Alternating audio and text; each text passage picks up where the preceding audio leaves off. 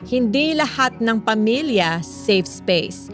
Akala natin sa pamilya tayo ang pinaka-safe. Pero paano kung sabihin kong hindi lahat ng miyembro ng pamilya safe space? May mga taong lumaki sa bahay na puno ng tawa pero hindi lahat ng tawa ibig sabihin masaya.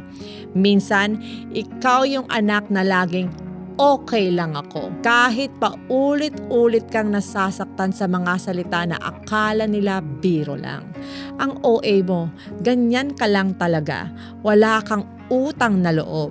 Unti-unti natuto kang manahimik hindi dahil matapang ka, kundi dahil pagod ka nang ipaglaban yung sarili mong feelings at darating yung point na mapapaisip ka, bakit parang mas safe pa ako sa mga taong hindi ko kadugo?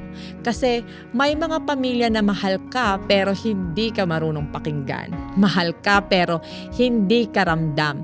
And that hurts the most. Kasi hindi mo sila pwedeng iwasan. Kaya natuto kang gumawa ng sariling safe space. Tahimik ka na lang, mas independent, mas distant. Hindi dahil lumayo ka sa pamilya, kundi dahil sinubukan mong protektahan yung sarili mong puso. Pero tandaan mo, hindi mo kailangang magtiis para lang matawag na good family member. Minsan, healing starts when you admit hindi lahat ng pamilya safe space, and that's okay to accept.